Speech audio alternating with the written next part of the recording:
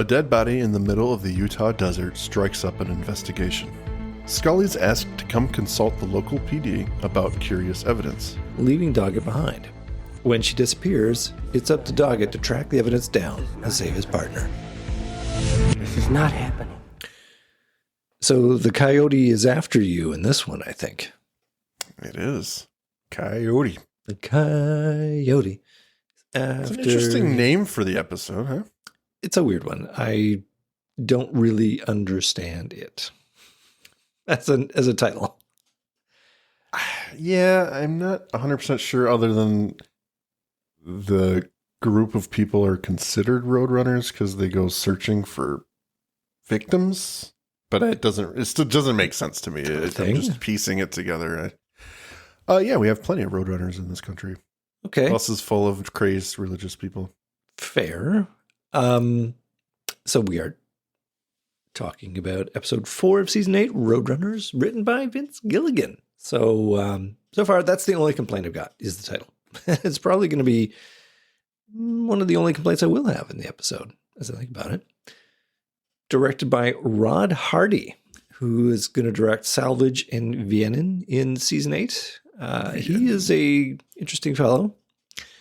He's just a contractor, basically. He's directed dozens of individual episodes across various seasons of different TV shows, including 6 episodes from Battlestar Galactica. Did you know that? 6 episodes? I did not know that. Look at that. Good stuff. Good stuff. Yeah. We're in good hands here, ladies and gentlemen. I think it's going to be fine. And honestly, Kim Manners needs a break, man. He has been doing some heavy lifting for a lot of episodes. Absolutely. But there's a lot of episodes in this one. I think this is a redemptive episode for Vince Gilligan because a lot of his stuff is funny. Mm-hmm. And this ain't. This is not. Yeah, this is kind of a back to serious Vince Gilligan. And to be fair, I mean, he has several funny episodes in the X-Files, but he did start with, things like Soft Light, and he does have a hand in some mythology, at least co-writing. Yeah. So, this is a good outing for him to prove he has a serious knack to writing, and he can do it on his own. So sure can. So, shall we let him do it on his own? Is it time to just get into the running of the roads? Yeah, let's talk about Roadrunners.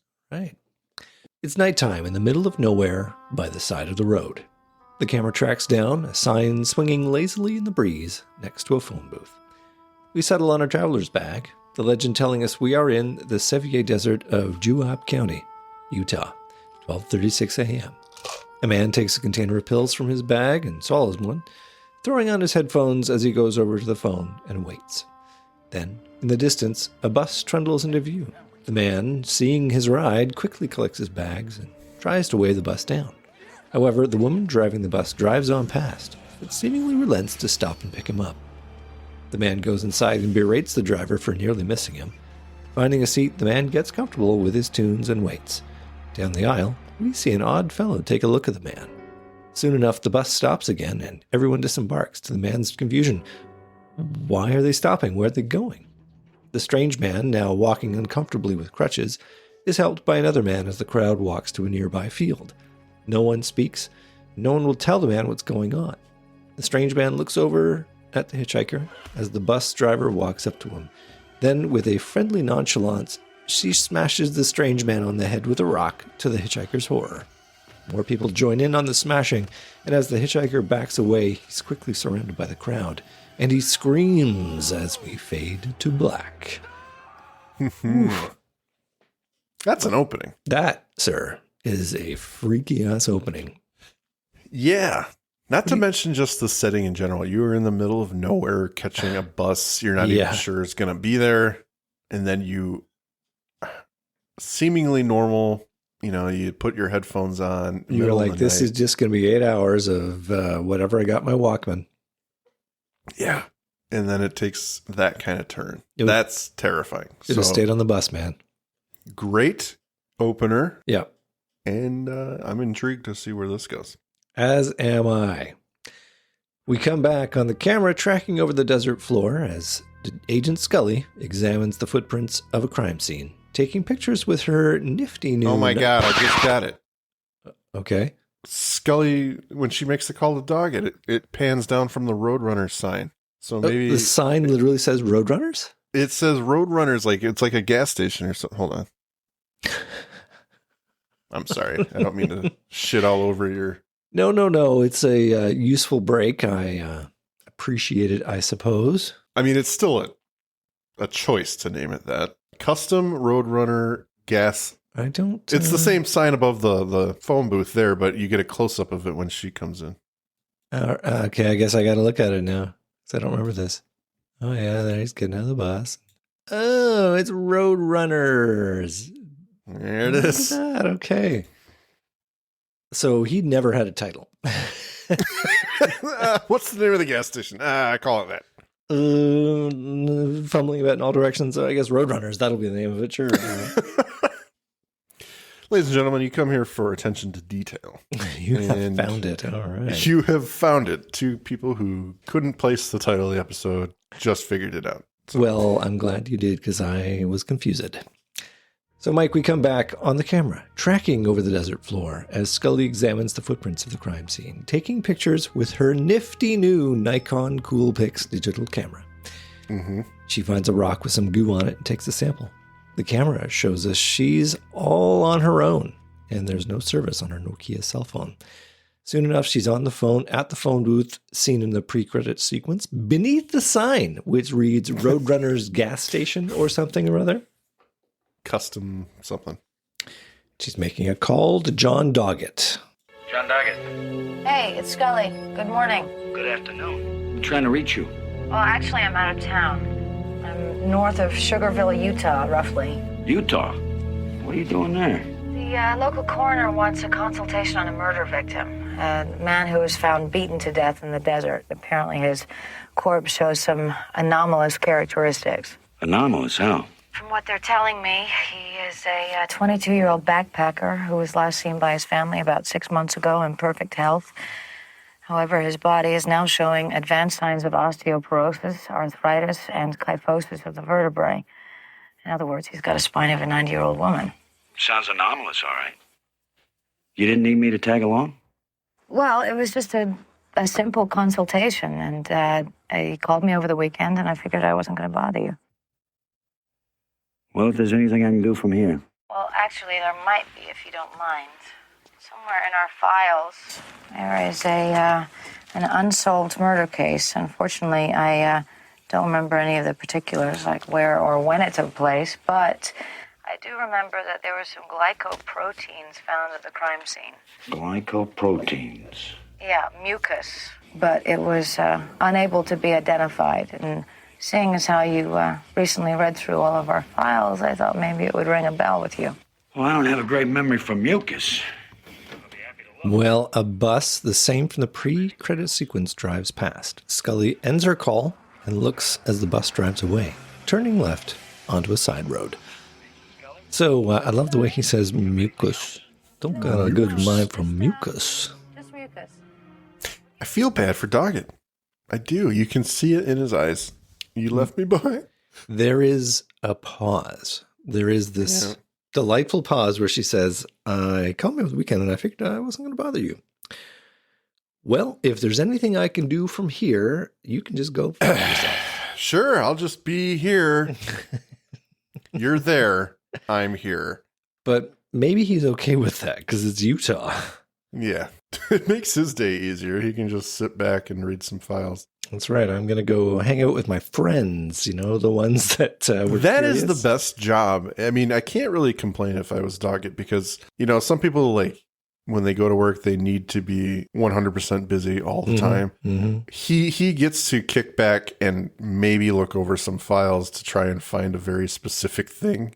He doesn't have to do anything. Not a bit. Right now. Not today. He's got a day off, so Yep. He's going to kick back. Well, we cut to Scully driving, presumably taking the same side road, as she stops at a rundown gas station. No one is around as she consults her map. We see that she is very much in the middle of nowhere. Soon enough, from around back, a man emerges. When she asks where the bus went, The garage dude casually avoids the question, but mentions the road is the slow way to Salt Lake City. Scully hones in on a wound on the man's hand, which he explains as an injury from changing the blade on his bow saw. She reveals her medical creds when she tells him how to treat it so it won't get infected, and he seems impressed that she's a medical doctor, not a doctor of philosophy, and she deftly changes the topic by asking to buy some of his gas. He explains that he's all out, but he goes to get a spare can to top her up. As she drives off, his ominous expression tells us that he is not all right. And when he goes inside the house to visit with the bus driver woman and the hitchhiker, now twitching fitfully on the bed, he announces that Help is coming. later on, as Scully is driving, her engine sputters and stalls, rolling her to a stop. Her gas tank shows that she has plenty. She's going to be walking now, though. Returning to the gas station, she confronts the mechanic, who is apologetic that rain must have gotten into the tank. When she asks to use the phone, he of course doesn't have one, dodging the question of how he's able to call the tanker truck for his gas. But Mr. Millsap up the street has a phone she can use, so that's where she trudges off to. Mike, what did you want to say before? Do you recognize the guy who gave her gas, right? I've seen his face before, but is he a retread from other episodes? He's not, but he is. Is he on Seinfeld? Because that's the only other way we can No. Well, I'm about to blow your mind then. Okay, so this is William O'Leary, and you have seen him in many things. You may just not recognize him. Sure. But he plays Tim's brother in Home Improvement. And because we talk about Jim Abrams, at least recently, a lot, he is Pete Dead Meat Thompson from Hot Shots. Oh, my God. Didn't he last like 20 minutes? He makes it halfway through the movie, but he does not make it out given his name. No, he's not allowed to with a name like that. Well, he's got a pretty cool role in this episode. He serves a purpose, like all the characters. Thank you for that. You're welcome. You're welcome. So Scully goes up to the house. She walks inside. It is old but well maintained as she calls out for the house's owner. Eventually, an older man appears on the stairs, Mr. Millsap. Scully explains her situation, and he gratefully takes her to his phone. But when she goes to use it, it's dead. Millsap explains that the phone company is updating the line so the services come and go. He offers her a room. This was a boarding house, after all. Scully's spidey senses are going off now, and she calls Millsap on it. What is going on? She's figuring out people are trying to keep her here. But Millsap denies it, as well as any idea that a bus came driving past. Scully has headed up to here. Bus. Yeah, I'm sure I would have recognized what a bus would by. Well, Scully's headed up to here with his bullshit. He leaves the house. Yeah. Millsap is hot on her heels, explaining that it's 18 miles to the state road and another 20 to Sugarville. But it looks like Scully cannot be deterred, or at least maybe she'll try someone else. She goes to another house where a woman and the other occupants of the house are deep in prayer and ignore her knocks and calls for help. Back on the street, Mr. Millsap is still watching her from his porch. Scully walks to the next house in which there are more praying people and ignoring occupants. Finally, with a huff, she relents. So, our setup. I don't think the Roadrunners, if you want to call them that, I don't think they got together and decided who would do the talking in situations like this, because Mr. Millsap, not a good actor to keep Scully here. The way he, I had no idea. and I know he's doing that's how he's directed in the episode, but I think he comes off purposefully as a little less than believable. He's just not good at this act. So, but her spidey senses are going pretty wild right now, like you said. I kind of like it because it gives us credibility for her to believe this, right? Like she is seeing between the lines very quickly, and ultimately the plot's pretty devious in that it gives her no latitude to go. Like it's 38 miles. That's a hefty walk. You're dead on mile 5. I mean, it's the Utah desert. You are probably going to fry. So, and what? They're not going to give you any water. So, like, fuck you, you're staying. Yep. So, good on you, Vince Gilligan, for trapping her with kindness in the and this town. Is a haunted house now. It is a haunted house episode. So later on, then that night in the house, Scully cocks her gun and gets into the bed to await the morning. The camera tracks the window where we see all the townspeople walking past with lamps as we fade to black and cut to commercial. When we return in the morning, a knock on the door breaks Scully's sleep as she grabs her gun and points it at the door. Mr. Millsap's voice meekly asks her for help as it's an emergency. Eventually, she comes to the door. There's a man downstairs that needs help. After some reluctance, she visits the hitchhiker's room, where the bus driver stands in desperate helplessness. The hitchhiker is having a violent seizure. Scully goes over to help. Under her tender ministrations, the man settles, but neither the woman nor Mr. Millsap can offer any background on the man's condition. He is the stranger who needed help. Scully diagnoses that he's probably an epileptic who stopped taking his meds, but when she turns him over onto his side, she sees a recent wound on the man's lower back, which startles Mr. Millsap, who just shrugs when Scully asks whether they know anything about it. And the phone, still dead, and no one has a car. Millsap offers that they could send someone to the road to get help. In the meantime, Scully reluctantly decides to continue to help the man, asking the woman to get Caro syrup, or corn syrup. You know, a syrup with some kind of sugar in it. This is a freaky-ass town, man. Freaky, freaky, freaky. They're simple people, Mike, but they do have corn syrup, so they can't be all bad. Well, they got it on their one run to town per year. They stockpiled corn syrup. Yeah, for just such an occasion. Absolutely. We cut to Doggett calling the county sheriff's office. He's going to fax. Remember those days? Fax machines. He's going to fax some material to Scully. However, the sheriff notes that Scully never showed up, and they were expecting her yesterday.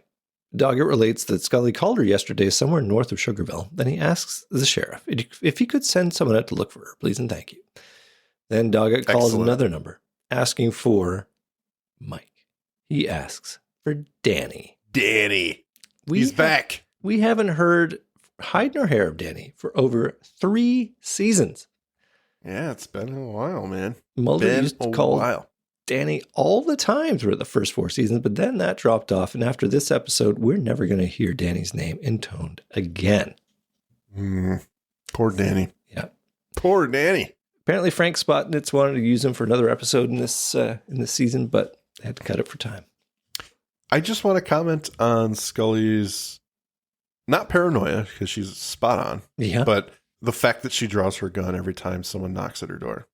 That is really good writing, because she is so keyed up right now. She's aware that something's going on, but she doesn't have any direct evidence that anything's going on. Yep. She needs to be on guard at all times. So when someone wakes her from a slumber and she draws her gun, when someone knocks on the door, she draws her gun, because she's off guard until that point. Yep. It's really good. But she knows she needs to be on her toes at all times. Yeah. Well, Doggett has asked Danny to trace a call that came into the X-Files office yesterday. So thanks, Danny. Good to know you. Meanwhile, back in Utah, Scully pulls antenna wire off the wall to try and boost the signal of her cell phone to no avail. Nice try. Despite the tender spooning of the bus driver. Wait, let me explain that a little better. The bus driver is serving the hitchhikers some corn syrup with a spoon. His condition is not improving. Scully's just winging it, she says, as the condition could be caused by any number of things. When the bus driver asks what else they can do, Scully goes back to her usual drugs of the modern world or take him to the hospital routine. But nobody here wants anything to do with that kind of bullshit. But then the men rouses. Hey. Hey. Can you hear me? How are you feeling? Okay. Thank God. Thank God. We were all so scared. What can I do? I think I just need rest. Yeah. We should leave him alone. Can you stay? I'll go tell everybody.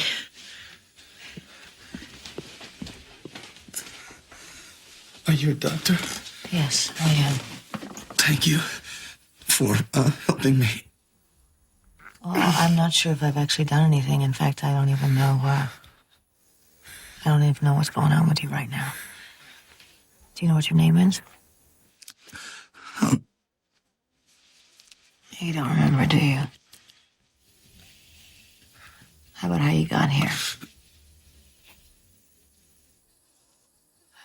What about these people who have taken you in? Do you know anything about them? They take good care of me. Yeah, I'd say they take very good care of you. The sun seems to rise and set on you as far as they're concerned. In fact, they seem to have stranded me here in order to nurse you back to health. Why would they do that? A murder took place about 20 miles from here. A man was stoned to death. His head was so badly crushed that they couldn't identify him from his teeth. Now, it looks like upwards of a dozen people may have participated due to the footprints at the crime scene. But it's a very tight-knit group of people who would murder together. A cult, in a word. And I'd say that these people qualify. What are you, a detective? FBI. And I need to get you out of here, but I don't know how. Okay, do you think that you can walk? I don't know. Kind of weak. I understand. Hang on a second. Let me just look at something, okay? She looks at the wound on his back, pressing it. The man gasps in pain and telling her so. Then, as she looks closer, we see something is moving under his skin. Pressing on it causes him to convulse. She goes for her Leatherman tool in one of the most disgusting displays in the series' history, inserting the tool into the man's open wound in order to try and extract the thing that's moving. However, all she manages to do as the man convulses throughout is to break off a piece of whatever it is, and the thing crawls further up along the man's spine. Scully holds up the quivering piece of flesh as we fade to commercial. Now, Mike, I don't know how your body horror thing goes, but to me, that sets off all sorts of alarms. That's a big one. And they don't play around in this episode. That thing is fucking massive. Even when, spoiler, Scully is a host to this thing. When Doggett assists her, it's like, how are you walking around after this? I don't know. That thing moving around, no thank you. But it is worth noting here, little off topic, but not really. When the lady of this town praises God for the man coming to, Scully notes that. This is throwing her off. She's like, okay, so something might be religious orientated. Yeah. She spends a good 2 or 3 seconds looking at her while she's doing that. So that's a good key there. There's a lot of show don't tell, which works really well in this episode. It's that time, everyone. The Magus Media Production sales pitch. Please check out our homepage at magusmediaproductions.net so you can stay up to date on all of our shows. Check out our Facebook group, facebook.com/groups/Magus Media Productions, both of which have our Discord link on it, where you can join us for live shows as we record them for future release. At Magus Media Prods on X, our Patreon, patreon.com/Magus Media, where a $5 donation will help us keep the lights on and bringing you new content, and you get some stickers. Thank you for your consideration and support. So we come back to Doggett. On the phone to the sheriff, there's no sign of Scully and no one to canvass as the area is so desolate. But Doggett's on the case, sending help from the Salt Lake office, as well as getting himself down there, as he has, as he would put it, more light to shed on the case. There was a call placed on the payphone Scully made her call from on the night of the murder. It was placed by Hank Gulatarski to his sister Juliet, who reported that Hank was on his way to visit her in Colorado, but he never showed.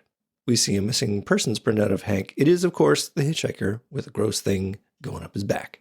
So we cut back to Hank's room, where Scully, the bus driver, and Mr. Millsap are watching over Hank, who is not doing very well at all. Hank rouses as the bus driver and Millsap praise God. Praise him. Hank abuses his very special position by sending the bus driver and Millsap from the room. Scully explains Hank's wound to him. There's a parasitic organism in there, and she doesn't know what to do about it. And she thinks that these people have put it into him. Scully connects the dots. She thinks these people killed the last person they tried to do this to. Scully doesn't believe they don't have a car, so she's going to go look for it. She leaves Hank her gun as she goes out the window. Shortly, a knock on the door brings Millsap and the bus driver back into the room. Hank holds the gun, but it is quickly apparent he is not afraid of these people. He reports Scully's diagnosis of his terminal condition, and Hank announces they need to do another swap. We need another swap. Just the way they say that. we need to do another swap. Yeah. Something That's gross is going to happen. Disturbing. Yeah. I mean, not just gross, but even the guy who they're about to murder is on board with this. It's a very disturbing level of commitment to have a situation like that. And we've seen this before, this type of thing in horror movies. But man, just to be like, we need another swap. Yeah. And, oh yeah, you're going to beat my brains in to get it done. That's intense. I don't know. Well, I guess that does beg the question of some of the timing, because clearly there's been enough joining between this alien parasite, or whatever we're going to call it, and Hank Gulatarski, that he is now the alien, telling them we need to do another swap. Mm-hmm. So the link has happened, but it ain't working because he's not the right host. See, I don't know how to take this. Mm-hmm. I see the connections you're drawing, and I've it doesn't been there happen to Scully. myself. Yeah. Well, I don't think it's the slug controlling. I think it is what the slug does is uses people as hosts for whatever. Mm-hmm. But the religion aspect of it is brainwashing the victims. That's where I think it intends to go. Because I'm not sold on that. I could be wrong, but that's fine, whatever. Sell me. Do it. Convince me. Well, no, I just don't buy completely. I mean, I guess I don't buy either way completely, but I think that there has to be a level of brainwashing here. I think it's the alien because he's saying we need to do It another could very swap. well be. Yeah. Like, I think because he then also accepts it completely. Like, he kneels down and lets himself get clubbed pretty shortly. Well, yeah. Yeah, I guess maybe it is. I think, so I think if I'm piecing this together well, we have that initial tip-off that I think that Scully's diagnosis of him being an epileptic off his meds is the reason this swap does not work. Like the symbiote alien can't take over his body. Because when the very first time we see Hank, he's pulling out the pill bottle and taking a pill. I think that's his meds for his epilepsy. Mm-hmm. But the condition makes it impossible for him to be a good host. So I like that setup. You know, that little clue of show don't tell that tells us why we are where we are. Right. That's my good. belief. That's good. That's it. That's very true. So yeah, super freaking ominous. We cut to Agent Doggett driving his car along the lonely Utah highway. He pulls off at the sheriff's. I can say that again. He pulls off at the sheriff's station to check in with the sheriff. Sheriff, does this one look familiar? It's the victim in our morgue. Where'd you get it? That's not your murder victim. That's a photo of a John Doe found off a West Texas highway in 1991. The guy has the same wound. Yeah, I thought you were gonna say that. Arizona, 93. New Mexico, 97. Nevada, 99. All 4 victims had their brains beaten out and were dumped in remote areas. All 4 cases are unsolved. How'd you run these down? Well, Agent Scully had me track down this first one. It noted glycoproteins at the crime scene, which is what she found. The same wound kept showing up. These murders range throughout the Southwest, zigzagging all over the desert. The more remote, the better. The better. I was just about to say, like, he is really laying it on thick with his New York accent. Even though theoretically he comes from Georgia. But he's very New York in this episode, or not this episode, this show. yeah, he tries to be for sure. The camera focuses in on a red tack on a map, which is remote Utah. We crossfade through to Scully with her flashlight. That's the map location name. Remote Utah. Remote Utah. Middle of nowhere, I believe is the name of the town there. Middle of Nowhereville. Scully is breaking into a wooden barn to find the bus.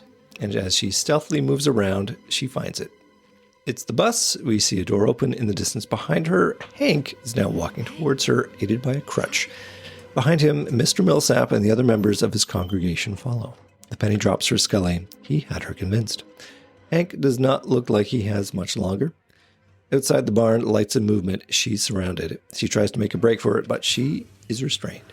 She screams in defiance. The FBI are looking for her, but the bus driver assures her they won't find her. And Hank reassures her that her life is about to take a wonderful turn, that she's going to be so loved. Hank kneels down, and the bus driver proceeds to murder him with brutal efficiency, creating a gory hole with a hammer at the back of his head. From the gore, she extracts what looks like an alien slug, bringing it over to Scully, who screams and screams and tells us all that she's pregnant, she's going to have a baby, don't do this to her, etc., etc. But this doesn't do a thing. It doesn't deter the congregation, who fill in the horrific scene with religious fervor as we fade to commercial. All right, Vince Gilligan's kind of messed up in this scene. Discuss. Yeah. Before we get to that, we have gone a shameful amount of time without noting Doggett's immediate spring to action for his partner. I think this episode does a beautiful job of showing us who Doggett is and not bullshitting. Once he figures out or has a hint that Scully's in trouble, he's on it. I don't expect anything less, to be fair. I mean, maybe that's I'm not saying but Mulder would do less. I'm just saying I think it's just a really cool series of events of him putting effort into finding more details about the case, kind of coming into Utah and leading the case with the sheriff and just kind of say, this is what's going on. We need to move quickly. I think it's just a really cool series of scenes. I do want a scene of him saying, yeah, you know what, she's fine. She said she wanted to do it on her own. She wanted to do it on her own. I'd only be in the way. I'm sure she'll be fine. He gives it back to her. Yeah. You left. Yeah, you're fine. You don't need me. You didn't want to bother me on the weekend, so I'm gonna go to a movie. Yeah, I'm gonna have coffee with my friends. I'm gonna go watch Star Trek. When we return from commercial, Scully is strapped to the bed, spread-eagled on her stomach. She's angry, righteously so. Millsap, however, is not deterred. He explains that once this is all complete, she'll love them, she'll protect them, and she'll teach them to make them better than they are. He's envious of the miracle that she's going through. The last man wasn't suitable, but there's a chance that she will be, and that he'll be in her forever. The alien slug squirms, sending Scully into spasms of pain as headlights illuminate the window. Scully screams for help as the bus driver stuffs a sock in her mouth and the mechanic closes the window. And, fun fact, she does not have her tattoo that she got in Never Again. Oh, no! I was hoping you wouldn't notice that. No, I'm kidding. No, she does not. She does not. She got it lasered out. That must be it. I mean, there's some memories associated with that tattoo. So nary a scar to be had. Mm-hmm. But someone gonna have some other scars now. So don't worry about the or the alien went in right where the scar was. Convenient. That's convenient. Yeah. Outside, John Doggett has arrived to canvass the neighbors. Mr. Millsap and the bus driver come out to greet him. He shows them a photo of Scully, which they feign ignorance of. Meanwhile, in the house, Scully manages to tip over an oil lamp, igniting the room. The mechanic quickly moves to put out the flames with a blanket. Outside, Doggett seems to be satisfied with the pair's answers, but after driving but a short distance away, he stops to make a call on his walkie. He noticed a gun in Millsap's pocket, and he is suspicious of the outpost. The sheriff will send his guys, but Doggett can't wait, getting out of his car and running back. As the mechanic puts out the fire, Scully continues to moan in pain as the mechanic circles around. Suddenly, Doggett is there, blindsiding the mechanic because, Mike, John Doggett is a ninja. He is. And that guy's an idiot. Hey, what? Slam. Bam. Right in the face. Yeah. We and Doggett get a close-up view of the horror in Scully's back. It's not looking good. Scully releases her from her bonds. His car is about a half mile up the road, but she knows of something closer. Because, Mike, we got to get full mileage, pardon the pun, out of this bus prop we got. Yep. And we're going to cut to our final set piece, the barn containing the bus, as the duo march into it. Inside the bus, Doggett sets her in a seat and goes to hotwire the bus. But it is too late. The alien is trying to move into her brain. And she screams for him to cut it out, cut it out, cut it out. He complies, using his knife to slice into the back of her neck, exposing the slug. The congregation arrives, crowding into the barn, smashing at the windows of the bus, breaking them. Doggett finally manages to pull the slug from Scully, throwing it into the aisle of the bus, quickly drawing his gun and firing several shots into it. Millsap and the bus driver rush into the bus, gun drawn. It looks like it's going to end in a hail of bullets, but as Doggett covers Millsap, Millsap just stares at the form of his dead savior, and all the energy evaporates from the crowd. It's over. Doggett picks up Scully and rushes her out of the bus, unmolested by the crowd. In the distance, sirens finally appear as cop cars arrive, and we fade to black. 1 week later, in Provo, Utah, in a hospital, Scully is packing her bags. Doggett arrives to give us the update. A grand jury convened as 47 members of the cult are sticking together, offering no defense other than being persecuted for their religious beliefs. We get a moment between our leads. Scully is sorry for having sidelined Doggett, a mistake on her part. And, in a nice twist, Doggett does not sugarcoat it. She screwed up. And she agrees she won't do it again. That, sir, is the episode. Awesome. I love the way it ends. Yeah. I like that gives they Scully don't have something to think about. a nice Bondy moment. It's just like, yeah, you screwed up. You expect him to go, no, it's I get it. But no, he's like, you screwed up. You almost got killed because of it. So in the most disgusting manner possible. Different. It's not where you expect it to go. And just great, another notch for their relationship, right? So I'm always on board with that. So yeah, great. Mike, lay your final thoughts on me. Well, all I'll say is this is a good one. It goes quick. The body horror elements are enough to keep you interested or disgusted. You know, once the slug moving around Gulatarski's back is introduced, my wife checks out. So she's done with the episode. I'll be over there. I like the aspect of the cult kind of sticking together and operating off the grid. I like that idea. It's very ominous, very disturbing the way they've managed to create this little town and keep something like this secret. Yeah. There are parallels to be drawn, and I've heard some people complain about it being similar to Ice. Maybe a little too similar in some aspects, but I don't really have any negative to say about it regarding that. I think it is different enough. I mean, if you think about it, all haunted house episodes, as we call them, very similar in tone and very similar in predicament. So I'm okay with it. I think this one tells its own story. The religious aspect of it is new. Definitely not there in Ice, but overall, fun episode.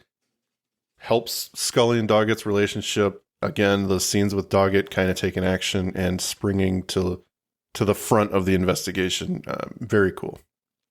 I wouldn't go to Ice as the parallel. It's funny we brought up Ice 2 episodes ago with the season opener.